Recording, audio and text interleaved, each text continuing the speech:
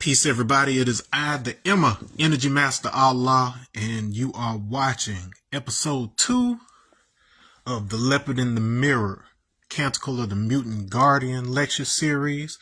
If you don't have the book, bam, make sure you get that on Amazon.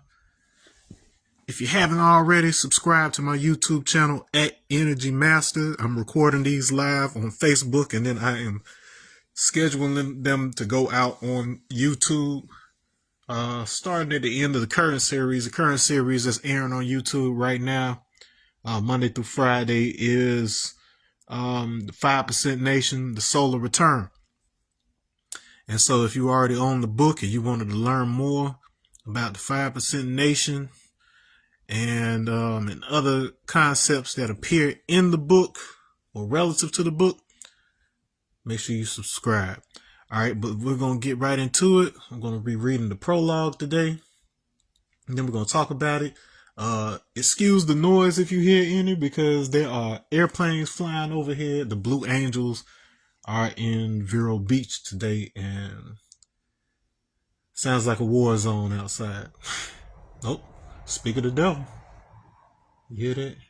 That one wasn't so bad. All right, let's get into it. Let me get y'all set up so you can see. You can see it on the screen. And I can scroll through it like Star Wars or something. Says. Then let's do it like that. There we go. Boom, boom. Prologue. Before the Awakening.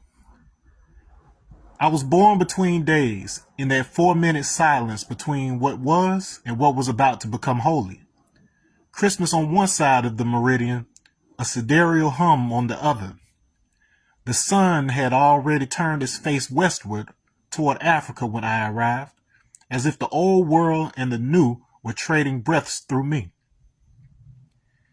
In the small apartment light of my childhood, music was our only evidence of eternity.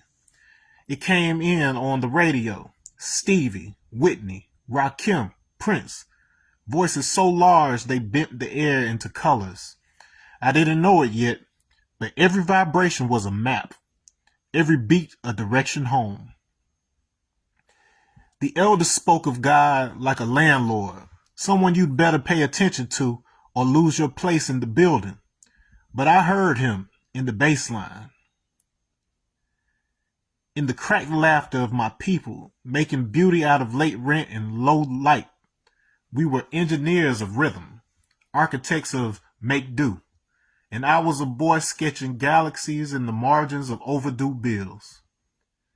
The first time I dreamt of the leopard, it stood behind me, breathing slow. Its eyes were made of mirrors, its spots like equations I wasn't ready to solve. It said nothing, just paced between the shadows of memory and the neon hum of tomorrow, as if guarding something I hadn't yet dared to name. That same night, I dreamed of the stage lights and the hum of broken amplifiers. The music was alive but unfinished, like it was waiting for me to remember the words I hadn't written yet.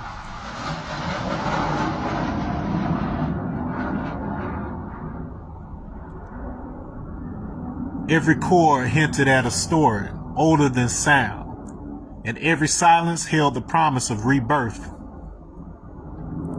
Before the journey began, I was only half awake, a vessel filled with the noise of nations, black noise, American noise, holy static from broken speakers.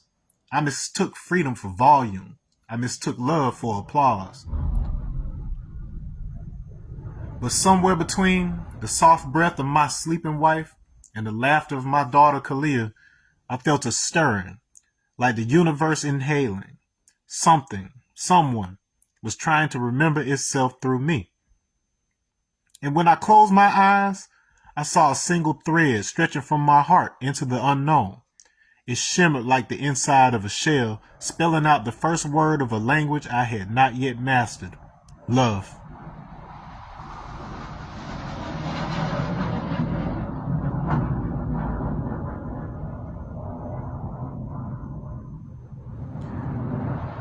All right.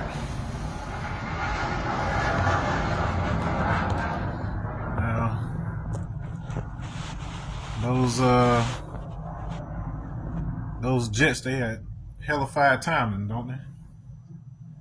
Like thunder cracking. Some weird ambiance to the reading, right? But that's just the prologue. So, prologue is the introductory setup of imagery and themes for the rest of the Canticle. And then you notice it's poetry, but it's done in that like epic style that you would expect from something like like the Iliad or something like that. But of course you notice that the themes are distinctly very black and very true to my own experiences and things. And that's kind of the point here, because you might not necessarily be able to relate to some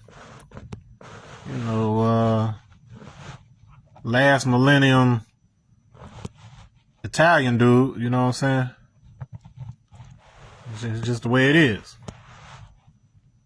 I wish I can get these lights out of the way, but then I can't angle it in a way to where it'll stay up. So I'm not going to fret over that too much. I think that'll work. That'll do it. All right, so let's talk about it. All right. So I got a physical version of the book. You want me to turn you back toward the words while I'm doing this, so you can just kind of keep an eye on what I'm talking about at any given time? No problem. Give me just a moment. There we go. Right back at the prologue. There you are. Ask and you shall receive. Alright, so Starside says, I was born between days in that 4-minute silence between what was about to become holy.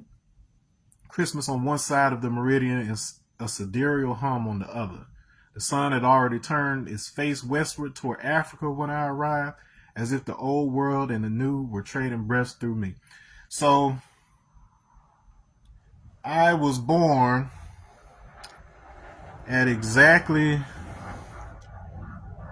at 6:56 p.m. Eastern Standard Time.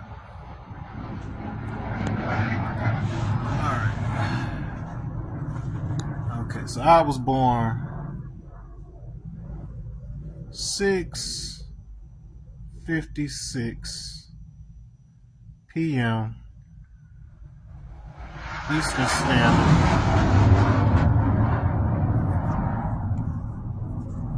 All right. On the east coast of Florida, Indian River Memorial Hospital. And so, and that was on Christmas Eve, according to that calendar. So 12/24. So this was 86. This was the year last time Halley's Comet came around. It was this year.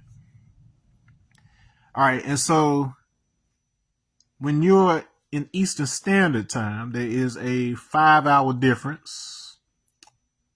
So it's a 5-hour difference at the prime meridian. If you don't understand the planet like that, they consider the start of the day when the prime meridian, the line down the center that goes through, like here in Africa, like mostly through that west, and then part of Europe right here. So you got that meridian line. So when that crosses in, that's the next day. So on this side of the fence is one day. On this side of the fence is the next day. So the second that I was born, the prime meridian crossed 11:56 p.m. That's PMT, so it's prime meridian time. Why does that matter? You're like, that's not midnight. That's not Christmas. Well, there aren't actually 24 hours in a day. You track the rotation of the Earth relative to the position, you track the Earth based on its position relative to surrounding astronomical objects, including the sun and the stars and stuff like that. And so that is called sidereal time. Sidereal is just a fancy word from the root that we get stars from. So that's sidereal time. And a sidereal day is 23 hours and 56 minutes exactly. So if I was born at exactly, so in military time, 11:56 is 23:56. All right, so if I'm born at, so I was born at 23:56 PMT. This was the exact moment that the Earth as a whole crossed into Christmas Day. The exact moment.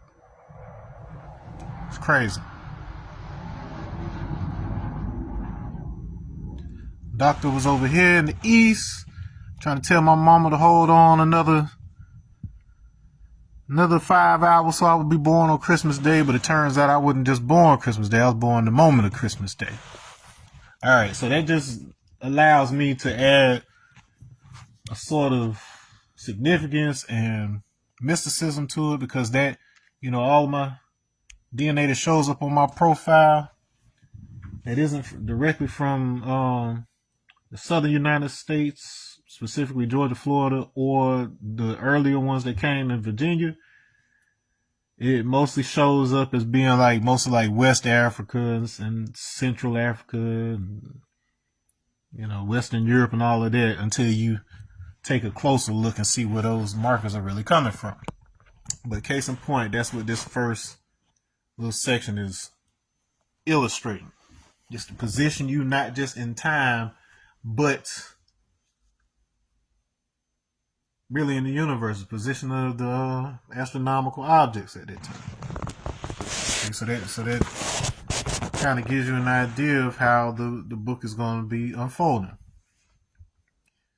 All right, so this section says, in the small apartment light of my childhood, music was our only evidence of eternity. It came in on the radio. Stevie, Whitney, Rakim, Prince.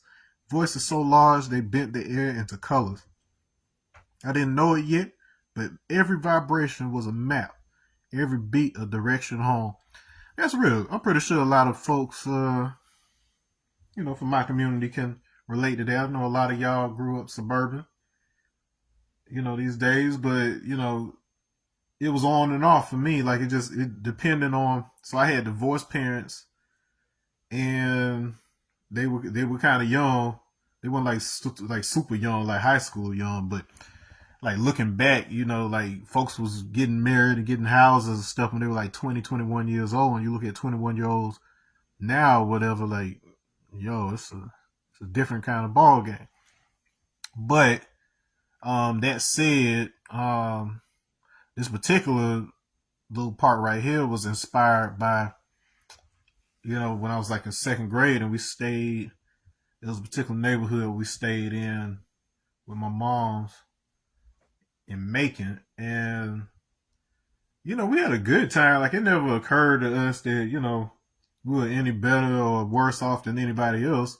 At the time, I know it was nice to get away for every other weekend to go to my daddy's house out in the suburbs. I knew it was nice to go on vacation to my grandparents down here in Florida, during holidays or whatnot. But other than that, we used to play with other kids. Cousins would come over there. We'd go over our cousin's house, and it was fun or whatever. But in retrospect, looking back, I think of things for instance, it was this girl we used to play with, a friend of ours. All right, matter of fact, let me go ahead and tell this story. So we were sitting in the living room, and we're watching the evening news, and I had noticed, you kind of see the faint glow of the red and the blue lights from police cars and stuff through the window, but then we weren't paying attention because you see that all the time or whatever, just to give you an idea of just what it's like, it's so frequent that you don't even, pay attention to it really. And so as they're on the TV and they're doing this report, so they're reporting live, and I kid you not, it's just like some shit you'll see in a movie or a TV show or something. We're sitting there, we're watching the news, and they're talking about they coming to arrest somebody and all this live, like an episode of Cops or something. And they go in the house, they bringing big black dude out the house in cuffs. I can't remember whether he had a shirt on or not, whatever. But as we're looking, it's occurring to us like, wait a minute, ain't that such and such daddy? And then we start and we turn around and we look out the blinds, and then sure enough, there's all those police cars out there and the news vans, and then they walking her daddy out or whatever, because apparently he had it was an old lady. When we were walked, there was this old lady that lived on the corner at the other end of the block from where we stayed. And when you walk past, like, that little old lady was always cussing at us and yelling at us, and for what seemed like no reason. We were minding our business half the time. And apparently she had went off on this dude, and some kind of way he ended up strangling her with the phone cord. So this is when I'm in second grade. So this is just to give you an idea of what that environment was like, But so to a large extent, music was an escape. Like we enjoyed it, we had fun, and we related to those folks. And my younger brother and sister, their dad, he played in a band, and they were very, very good. They were actually pretty well known in Macon around that time. They were called Wilkie and the Way. So Wilkie, the lead in that band, he's my youngest sister's godfather. And so, but anyway, so Marina said that their father, he was a bass player. He could sing his behind off. He big fan of Prince, so a lot of Prince was played around our household. And so we just got exposed, like, between living there and, being around my grandparents who were a lot older, we were exposed to a wide range of eras of music, from the oldest soul to the newest. Hip hop was still kind of young, relatively. It had been around a little while, like of course in New York or whatever, but the country as a whole was still warming up to hip hop. Let's put it that way. So not every station was playing it, and then, as I've said in other videos, the stuff that they did play on a lot of the stations that we had access to, it wasn't like underground, like raw hip hop. It was like MC Hammer or Tag Team or stuff like that. If you had a rap verse on a R&B track or on a movie soundtrack or something like that, there was a chance that it would be played. But then they had a good habit of taking the rap verse off of R&B songs. Like it, to me, it was sacrilege for you to take Lisa Left Eye Lopez's verse off of Waterfalls, because that was like her last, the last thing a lot of us heard from her, and it was a Grammy-winning verse or whatever else. But that's just the way that they felt about hip-hop. People didn't even care what you were saying, even if you had positive messages. They just had whatever attitude they had to it. And I'm talking about people in our community, like older people, the old guard, so the first paragraph, I give you a astronomical map. In this one, I'm kind of giving you a vibratory map and literally say it in the verse or whatever, just to kind of give you an example of a soundscape. Now, in this one, it says, the elders spoke of God like a landlord, someone you'd better pay attention to or lose your place in the building. But I heard him in the bass line. in the cracked laughter of my people, making beauty out of late rent and low light. We were engineers of rhythm, architects of make do. And I was a boy sketching galaxies in the margins of overdue bills. So there's a lot of truths said in there. So just to kind of give you an idea of the process by which this was written, like I know in the preface and all of that, you know, in disclaimer and all this about the use of AI in this way or that way. I wasn't sitting up here typing prompts and shit into a LLM, a chat GPT or something, and just having it spit out something. The stuff that it does when you do that or whatever, it's so, I don't want to say it's completely generic because it draws upon popular conventions and the information it has available to it. But when I tell you that the process that I used was mostly just to, you know, to keep the grammatical order, if I wanted things to have a certain count in place, it was kind of a tracking system because all of the information that I had to provide, all the little nuances about my life, all the little details I had to go back and adjust myself or whatever to make it sure it's accurate and true to my own thing. It's literally, I used the example in the preface of what happened with photography back in 1884. Like, people thought it was cheating because, you know, up until then, people, they would get their portraits painted by, you know, a professional who trained his whole life and had to be a master. It was a exclusive club, if you will. And then all of a sudden, photography made it possible for everybody to have portraits in way less time and way less cost. You know, so this is what happens every single time. And so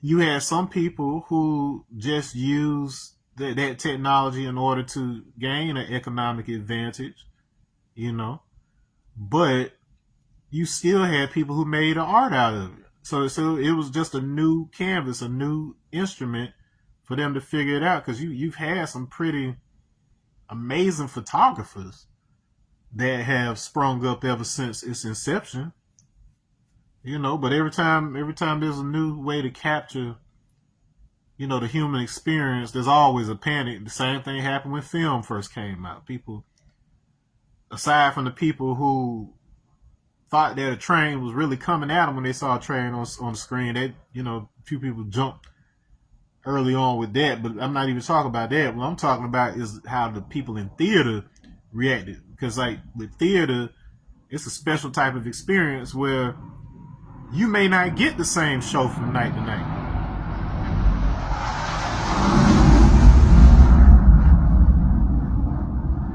Blue Angels, y'all, them big old planes. Anyway, so you may not get the same experience from night to night. It'll be a different crowd with different energy.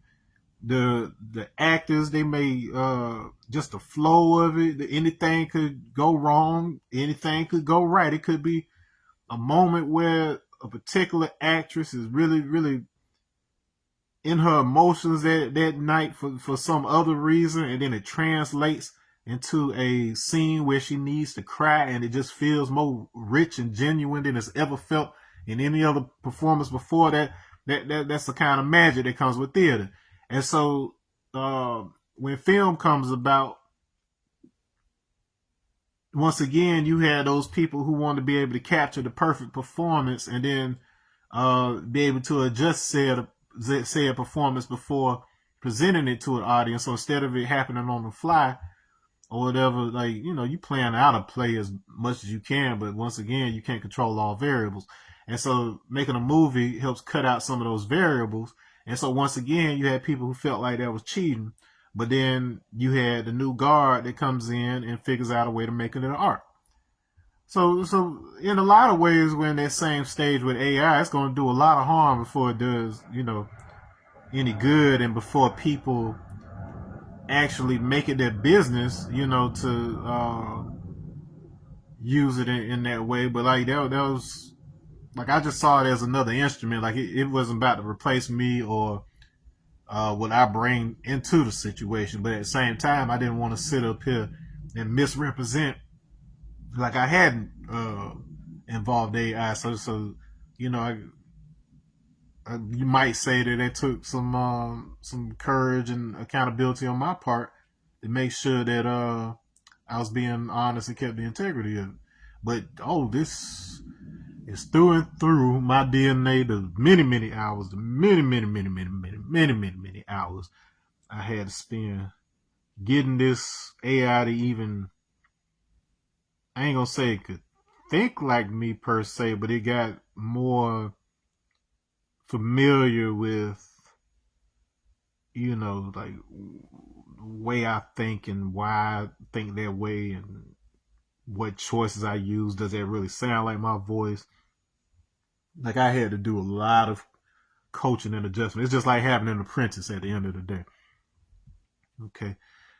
I compared to Griot. Matter of fact, that's something I should have done in the beginning while we were covering the cover and whatnot, because I wrote a whole, on the back introduction of who I am. I'm the Emma Energy Master Allah, born Stavario Christopher Wyndham in Gifford, Florida. I'm a poet, cultural theorist, and multidisciplinary artist whose work bridges hip-hop, African spiritual philosophy, supreme mathematics, and mythic storytelling. The Leopard in the Mirror Canticle of the Mutant Guardian is a technology-assisted creation born of a collaboration worthy of Shuri and Griot in Marvel's Black Panther films. This visionary epic poem fuses autobiography, myth, hip-hop cosmology, African spiritual systems, and supreme mathematics into a single spiral journey of awakening. Written in a canticle structure reminiscent of the Divine Comedy, this book follows the narrator's descent into knowledge, ascent through wisdom, and ultimate return to understanding, guided by the recurring figure of the leopard, a living mirror of the self. This premiere edition features extensive original commentary by the author, featuring instructions on how to build his Syrian image projection using clues from the epic and his newly introduced supreme calculus. Yeah, so that don't get you excited about what's to come. I don't know what will. But yeah, so moving on to this. I digress from whatever my previous thought was, mostly because I can't remember where I was going with it, but I had to make sure that you understood. Oh, the arts. Yeah. So just figuring out how to use the medium in new and interesting ways that expand the conversation of who we are. Okay, so it says the elders spoke of God like a landlord. So this is this is a critique somewhat on the relationship that we have with religion generally throughout humanity, but in particular as it relates to the black community, because religion was something that was directly weaponized in order to enforce our bondage and denial of rights, denial of humanhood, if you will. And so what then turns around and happens is, generations progress. Hold on, let this plane go over. What happens is we go through the generations is that you have older people who, because of what they made those teachings mean for them in their times of struggle, they had a tendency to not acknowledge the fact that the next generation is having a new experience. It's hard to believe sometimes that the world is changing and evolving. Yes, there are a lot of things that stay the same, but it changes clothes, if you will. And what worked 20 years ago might not work today. And oftentimes it parallels the technology of the time. Because like the way that the movements work, back in the day, let's say like the 60s and whatever else, when you look at how the news and how television worked, you had a limited number of sources that were doing the reporting. You had a limited number of channels, so you knew everybody in your neighborhood, your community, whatever else, was likely watching the same program at the same time every night. Now, when you have access to whatever information you want and you've got algorithms putting all sorts of things in front of you, if you're only, looking at the videos that pop up on your YouTube algorithm and whatever else, there's a whole sea of things that you are never exposed to because the algorithm is trying to match you to your preferences. And it's trying to read what your preferences are based on your click behavior and how long you look at things and all of that good stuff. They're basically reading you based on stats. And so, whatever the technology is at the time, it changes the effectiveness of a particular method. So would those marches and speeches and stuff that happened during the 60s work the same way today? Elements of them, maybe. And maybe even some sense of nostalgia. Younger generation who saw those videos and all of that good stuff who want to kind of emulate that. To some degree, they might, bring you some of that energy. But there's nothing like being, like when I say revolutionary, you may think of revolution only in terms of, the black people, they gonna rise and take it back from the white man and fight the power, all of that. But then when we use the word revolutionary in the arts, it's often talking about traversing terrain that nobody else has at a point. And so when they were doing what they were doing back then, there wasn't a precedent for it before. Nobody had even they hadn't thought to, or they just hadn't chosen to be bold enough to do what some of these trailblazers were doing. And so you can't repeat the trailblazing thing that somebody else did because it's no longer blazing the trail. It's like you're following in the footsteps, you're following the legacy, but the impact largely came as a matter of nobody was doing it. Nobody had done that before they got up and done that. And you may have had multiple people who had movements and things going on, but it also comes down to, like I said, you've got limited media sources at the time, so it also comes down to who has the most visibility during those times. So I'm pretty sure you have great ideas, your neighbors and your friends have great ideas, and then a month or two later, you see a commercial and it looks like some company stole your idea, but the fact of the matter is, a lot of people probably got that idea around the same time, just kind of being attuned to the rhythms of the world. But it all comes down to when that inspiration hits, who has the resources and the time and the know-how in order to protect those ideas and have exclusive rights over said ideas. So that's a whole lesson in intellectual property rights. Okay, IP, intellectual property. All right, but yeah. So because of that disconnect between the older and the younger generation, the same kind of thing kind of carries over to religion sometimes. And so, if you grew up in the South during this period of time that I'm talking about, you pretty much got a fire and brimstone type of ideology. You got a God who is distant, that the only the pastor seems to have a trademark on, and all of this, like, this is kind of how it occurs. There's a rhyme and a reason even to that, but it's how it occurs. But as beings who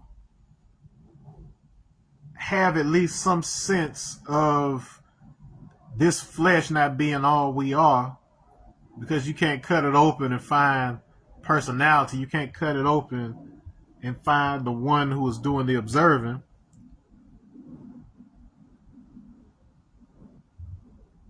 You know, because of that, we have some sense that there's more to us. There's more to this whole thing, and as a result, in various ways, moments and things like songs that temporarily takes our mind off of our own ego and personal, pursuits and different things like that. Just anything that takes your mind off of that egoic self for a couple of minutes. You start to recognize the presence of, whether you call it God or whatever it occurs to as you get a glimpse of that when you get out of the way. Like those times when you're not so focused on trying to control every detail of life that you let go for just a couple minutes and you sense that. But then the irony is that it isn't that thing is in the music per se. It's just that the music is giving you a means by which to assist in allowing your light to shine out. So this is within you,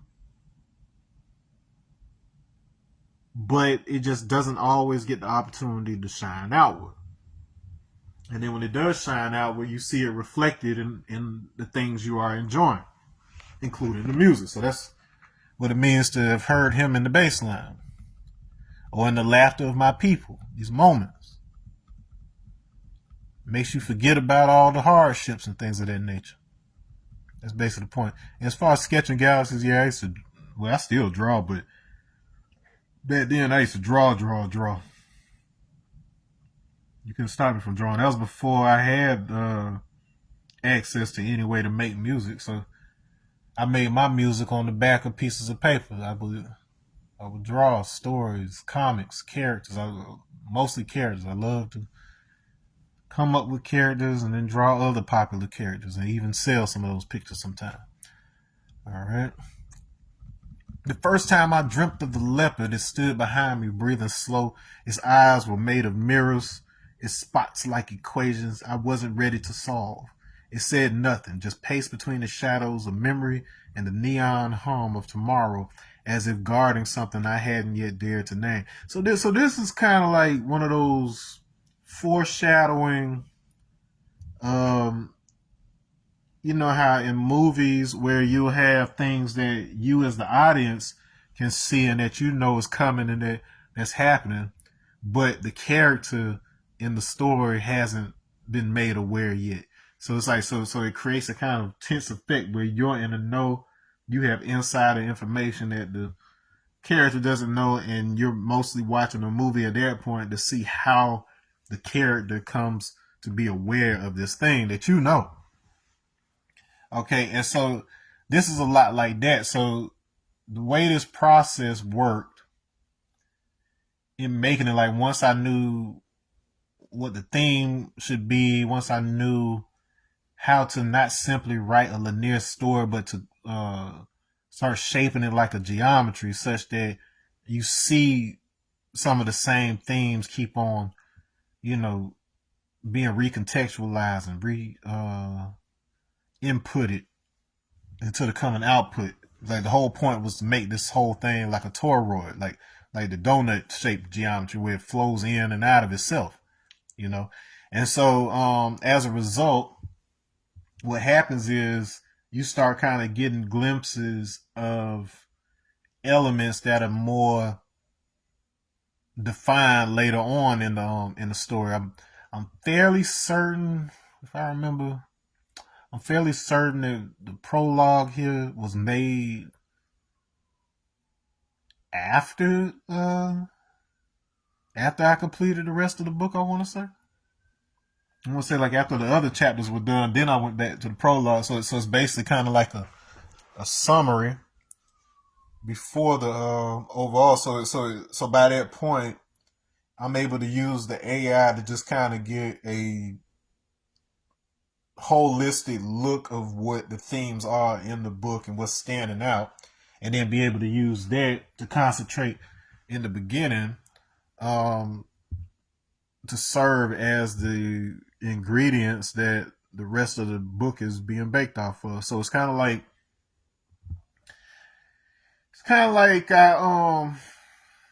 I do this thought experiment sometimes where I talk about like imagine that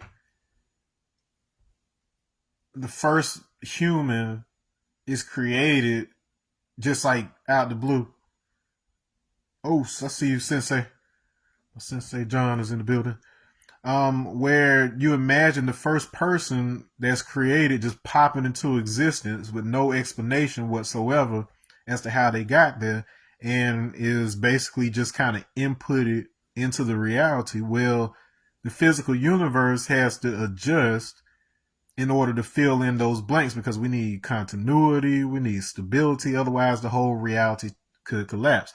So I present this thought experiment of imagine that you just popped in and all the things that you know about the past, all the things that you know about history had to be written after the fact to justify why you're here. And in that thought experiment, you'll realize that that's really how a lot of history is written, because the people living today weren't alive thousands of years ago.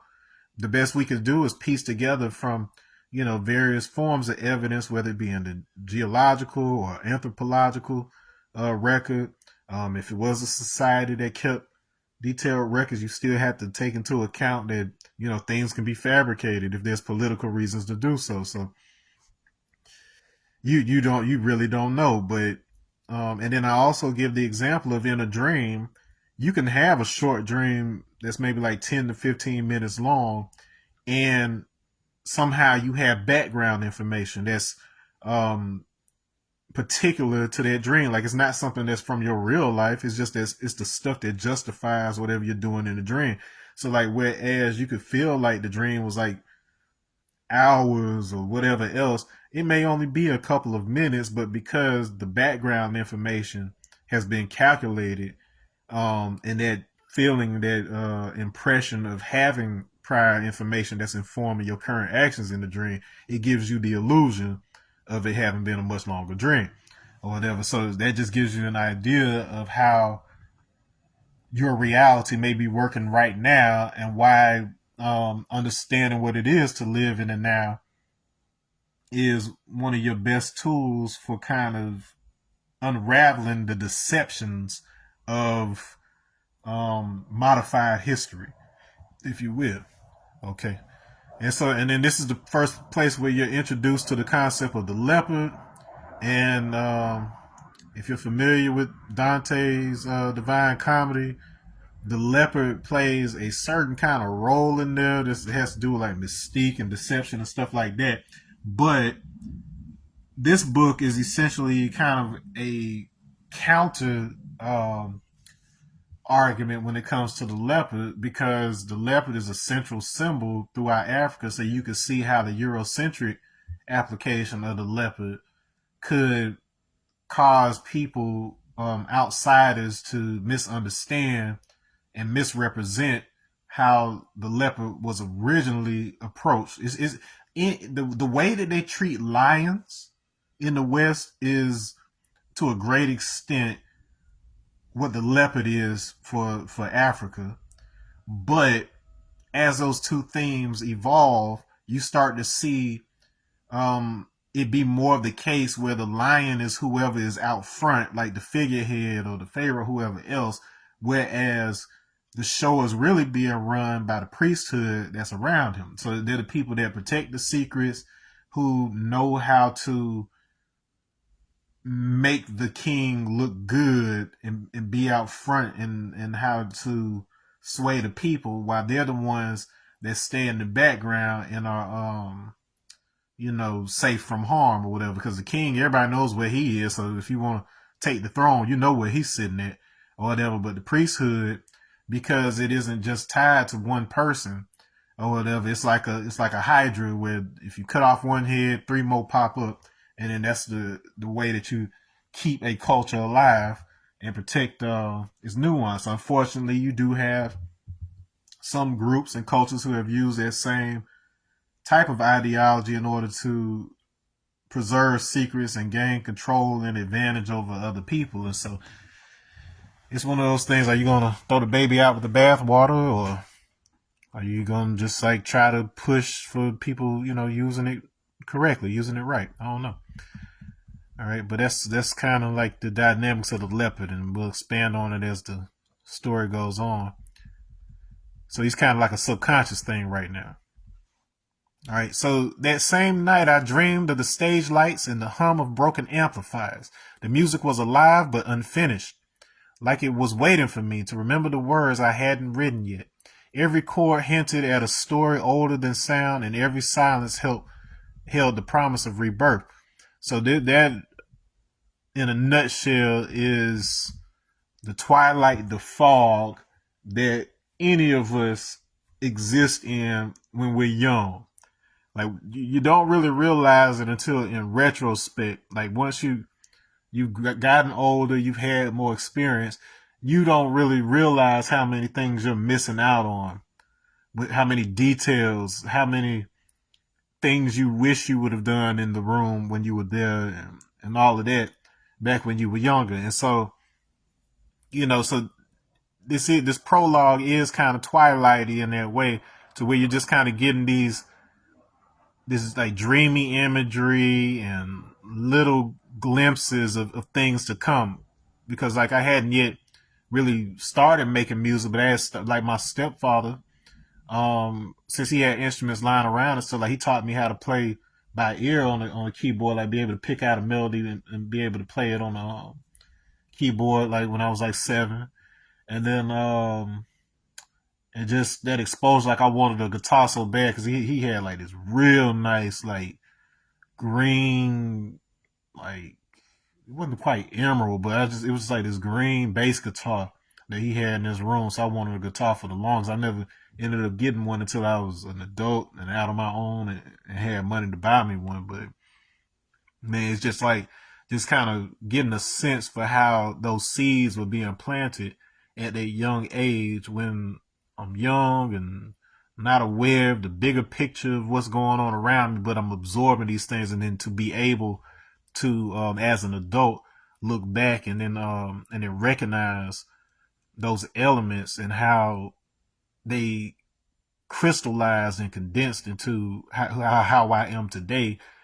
That in and of itself is trying to get the reader, to get you to similarly look and see what is the composite of parts that came together to make who you call you today, and begin to ask the question of whether you are that construction, or is there a you that exists outside of space and time that you are supposed to be living into.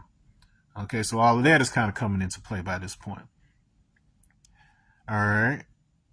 So before the journey began, I was only half awake, a vessel filled with the noise of nations, black noise, American noise, holy static from broken speakers. I mistook freedom for volume. I mistook love for applause. So the classical song and dance. You're young and you think your ideas are your own, and you don't realize sometimes that you're part of a bigger conversation. There's a lot of political drama and social drama that's going on around you. And even though you may be picking up on it kind of secondhand, you have no idea that these larger global socio-political factors have anything to do with you. You're kind of in a bubble, and largely insulated by your parents. Like nowadays, kids have more access to a lot of information they may not be ready for simply because of the technology. But then back then, it was such that parents had at least some type of control over when those things got to you and when they didn't. And so a lot of us, we took that our conception of freedom was largely free from, like being free from the demands and the rules of your parents. And so you end up with a generation that doesn't want to have any rules. And then slowly you start ending up having a generation that realizes like, yeah, I want to be able to do certain things, but at the same time, I kind of see why we have certain rules and limitations. And in a large way, that's kind of what religion was intended to be. Because especially once you get to Islam, once you really kind of know the background of things, initially, it wasn't so much that, let's take yoga, for instance, as a good example. It wasn't that they had a problem with yoga overall because they were knowledgeable enough to know that so long as you're not making it a thing of like worship to a deity or whatever else, like, and you're using the physiological benefits of it and, things of that nature, things that an expert would know, then it's fine. But there's so many people who don't understand it on that level. They only understand it on a casual level that can easily fall into some of the less desirable aspects of a practice. And so they didn't just teach all of that willy-nilly. You had tiers, you had initiation, you had to prove that you had some level of accountability, responsibility, maturity when it came to one particular type of practice before they would introduce you to the next. And so you had several mystery and initiatory traditions that came to be scrutinized in the public eye by opposing political powers who were attempting to make it seem as if these initiatory traditions were keeping people out because they were doing something they didn't have no business doing. Now, you do have some groups and people who have clandestine, type of situations where they're doing all kind of horrible stuff and planning all kind of horrible stuff.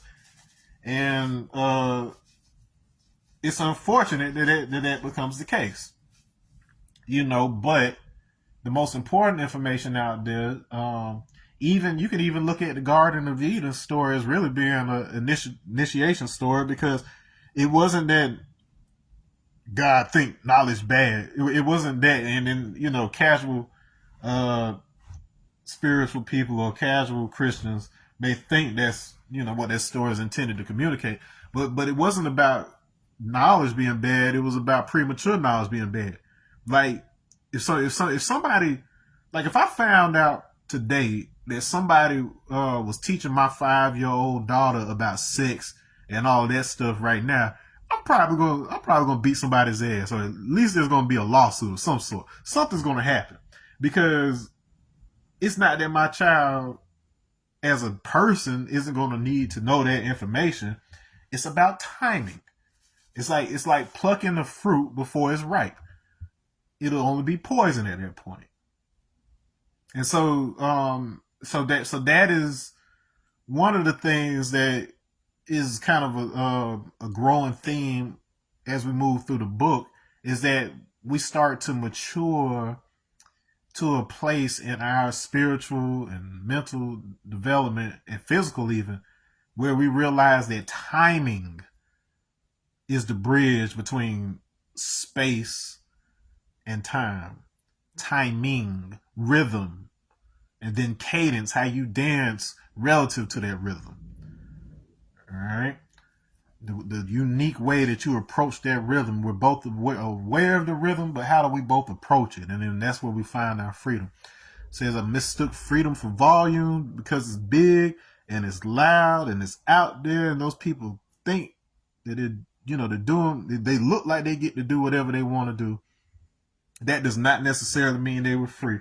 And as we've learned from like the Michael Jackson story and so many famous stories, that the person who has the most spotlight is often the person that has the least amount of choices. Even if it's not in the form of some external authority, like controlling what they do and don't do, they still have to deal with the fact that the things that they say and do can have great and far-reaching consequences. Like the something that you might joke about with your friends in the living room right now, and it'd be harmless. It doesn't, affect anything or anybody outside of their room. That same person with that spotlight on them, they could say something, they could be misquoted. Somebody could just take a sound bite and just lose all the context. And then next thing you know, you've started a literal war, a global conflict of some sort. It is a very real phenomenon that once upon a time did not exist. So you've got people trying to apply old ways of thinking and doing things to a world that is much more volatile right now. Your little racial slurs may have seemed harmless once upon a time, but now they are costing people lives. All right. But somewhere between the soft breath of my sleeping wife and the laughter of my daughter, Kalia, I felt a stirring, like the universe inhaling. Someone was trying to remember itself through me. So there's nothing more transformative than starting a family. And then my sensei is on here, so he knows back when my wife and I were first courting, and then now we have a person who is made up of both of us. And so getting to see yourself from another angle, because that's essentially what happens when you have a child. It starts to put certain things in perspective about both you and them. The things that you kind of wish that you had known and that somebody had told you, or things like that when you were younger or whatever, you would not have the opportunity to do that for them. And then in a lot of ways, and really thinking on this, that's one of the best things you could do for somebody. I know it may sound counter to their freedom, but there are a lot of aspects to you. And this goes particularly to people who didn't grow up with one or both of their parents, where I see 100% of what my daughter gets from me. Like when I look at her and she does something, I can tell immediately if that's something I would have said or something I would have done in that situation. So there's a level of understanding that comes with that before I react. Fortunately, I've done a lot of internal work on myself before having her, to where I'm not one of these people that silently hate myself because I don't realize that the things that I may find negative or undesirable about another person are actually things that I haven't confronted or dealt with on my own. So fortunately, a lot of that inner work was already done. Now, where the challenge comes sometimes is dealing with those things that she clearly gets from her mother. It's not that I have a problem with her mother at all, but what I'm saying is those are the elements that are unfamiliar. And so you start to recognize the importance of having both parents around, because for those things that you don't understand because they don't come from you, that's where they fill in. But at the same time, that becomes dependent on whether the other parent has also done that work to understand themselves. And so it has been kind of interesting to watch and just kind of see how long it takes for my wife to move from being somewhat annoyed by something Kalia is doing to recognizing and saying, you know what, I can't even be mad at that because I probably would have said or did the same thing. In particular, the thing I'm talking about, and this was actually within the past week, is so Kalia, she is perfectly like she may be on the spectrum and all of that, whatever, but she's very advanced, and then fortunately, she's not like so far out there that she can't function. Like she's relatively mostly functional. It's just like little small things like speech delays and different stuff like that. So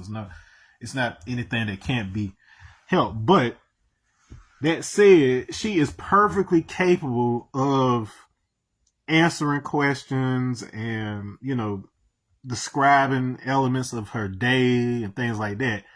But sometimes if you ask her, like, what did you do in school, or what are you doing, this stuff like that, she might just tell you, I don't know, or something like that. And it's not because she necessarily doesn't know. It's because she genuinely does not feel like answering that question. And just the other day, I learned something about my wife. I mean, even though I, see it in some way, shape, or form, but her recognizing that quality was something that she also does, but she just, does it in a more complex way now when she's older, now that she's older.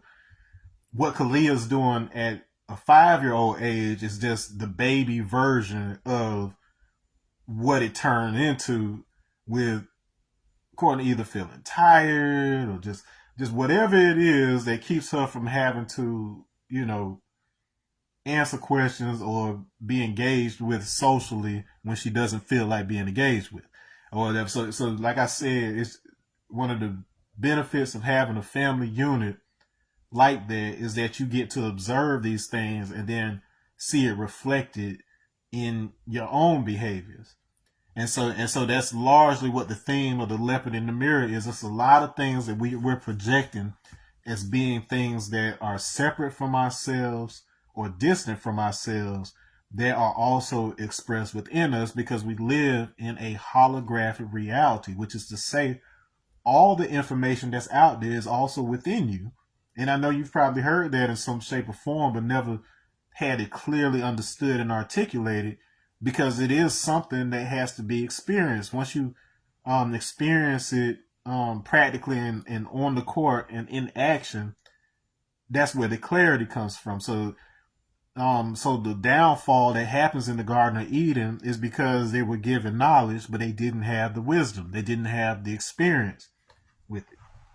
That's the whole story. You can stop right after that section of Genesis and then have the rest of the story figured out. I know you want all the little nuance and the details, but they say, as far as the Bible goes, as far as the Torah goes, so Torah is only the first 5 books, but as far as the Torah goes, they say you should be able to, understand the whole story from the first, really the first letter. But if the first letter isn't enough, you should be able to understand the whole story from the first word. And then if the first word ain't enough, to give you more details with the first sentence. So it's holographic in that sense, because the elements, the letters that it's made up with, they have a numerical basis, and those numbers and those numerical relationships themselves have set themes and energies and vibrations and symbolism that go along with them. So when you're scaling that up into words and sentences and paragraphs, at the end of the day, you're just taking those same base energies and you're arranging them in a particular rhythm and cadence. All right. So just like arranging the notes, you got 7 notes to work with, but you arrange them into millions and millions of different songs. Okay. You're getting a music lesson and an energy lesson all at the same time. All right. And so, and when I closed my eyes, I saw a single thread stretching from my heart into the unknown. It shimmered like the inside of a shell, spelling out the first word of a language I had not yet mastered. Love.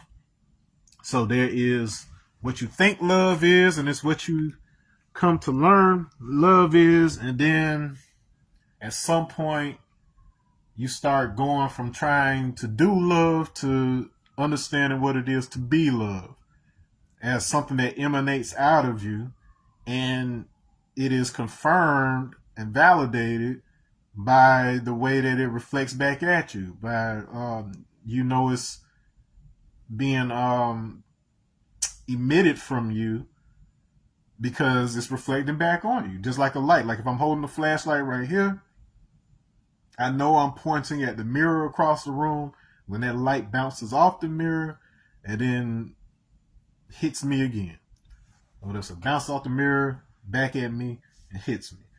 or whatever. So we are emanators of energies, and if we recognize that everything that's coming at us is simply a reflection of what we are sending out, and then understand that that is not just a mental concept, it is a physical concept, because those emotions have distinct energy signatures. There's distinct information that comes along with each one of those emotions.